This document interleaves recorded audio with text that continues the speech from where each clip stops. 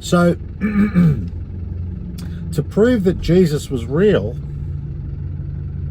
I mean, you can go to major historians and, most scholars agree that Jesus was a historical figure, and, all the time and dates from that day, and, it's pretty well known that Jesus was a historical figure.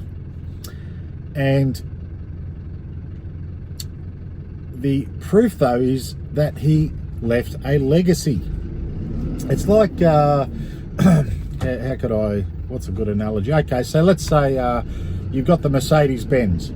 Now, the Mercedes-Benz was invented by a guy called Carl Benz. Now, none of us have met Carl Benz. None of us, I mean, we've read about it in books, and we've heard the name Carl Benz invented the automobile and so forth.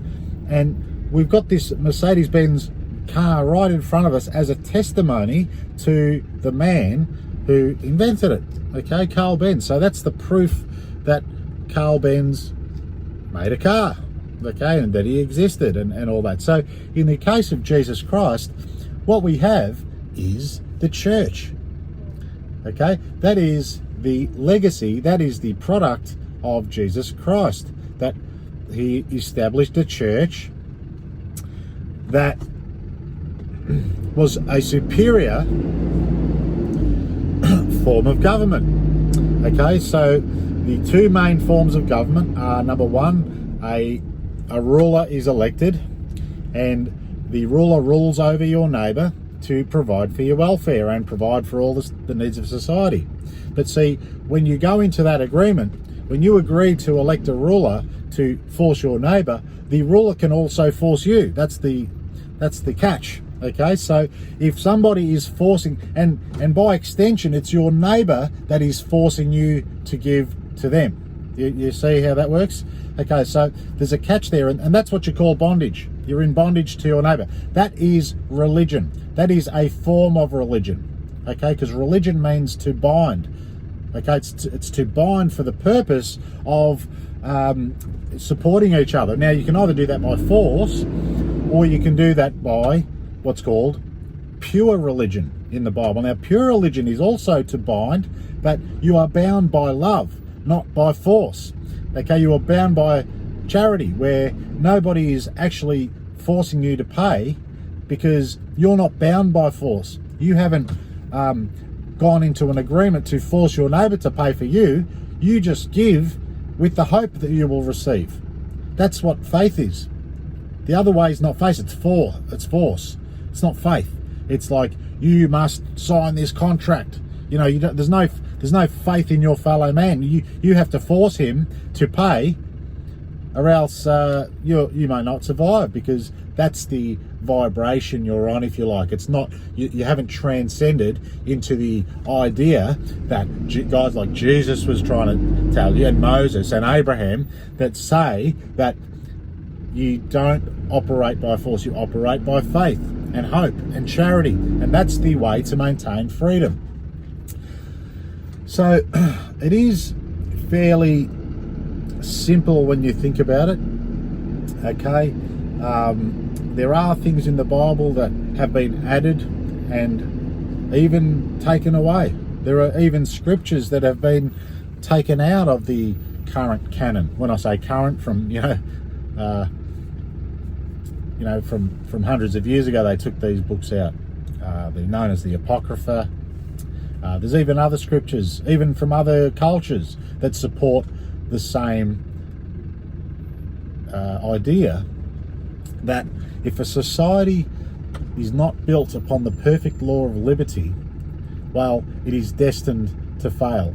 Because what happens is, you elect men to positions of power, and then men who desire power desire those positions, and give it a few generations, like you see in America, like you saw in Rome, like you saw in all these other cultures that elected a ruler, it's only a matter of time before it goes down, because that's the reason it's wrong. Because the men get power, they're corrupt, and they take the power, and everyone else suffers, and when the bottom of the pyramid crumbles, the whole pyramid crumbles because there's no support.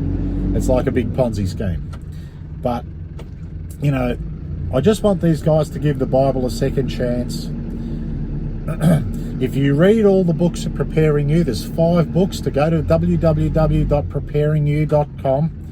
Go to the section on the left called Books. If you read those 5 short books, you'll realize the bigger picture of what the Bible is trying to tell you. Okay? And you'll see that there is a way. There is a way out of this situation that we're in. And it's not with bullets and guns. It's not trying to fight the God of this world, okay, in the flesh.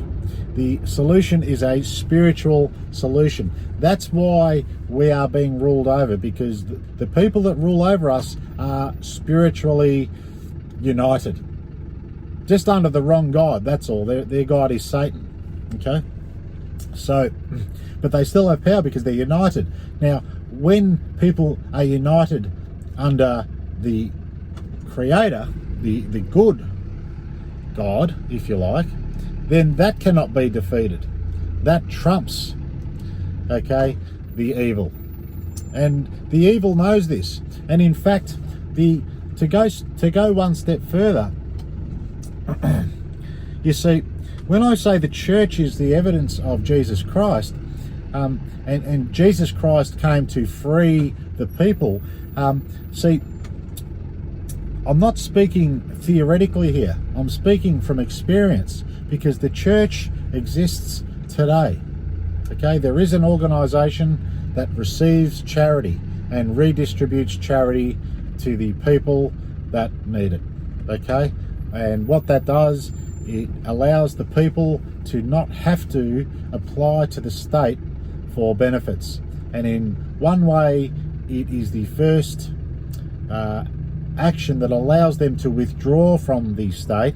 But on a karmic level, it is also good for their soul, because they're receiving love out of charity and not because someone had to be forced to give to them. Okay, so there's a good karmic, and that's the whole point, really. It is to transcend to a point of good karma, let's say. So the proof is in the pudding, and even in the law, because we are under Roman civil law, even in the law it says that the church established by Jesus Christ is mandatorily excluded from having to file. Now, all the churches you see out there,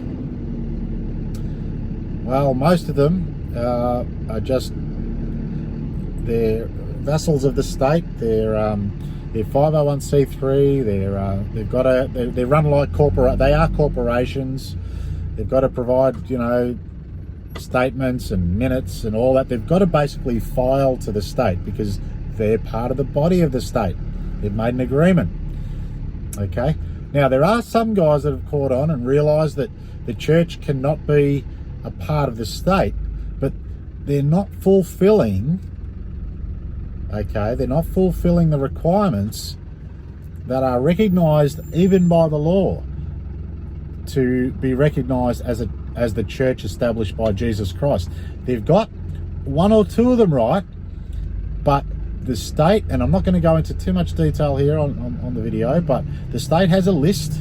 Okay, we've looked all this up. The state has a list, and if an organisation fulfills all the requirements of the things that are on this list, they are mandatorily excluded from having to file, which means the state has no jurisdiction over them.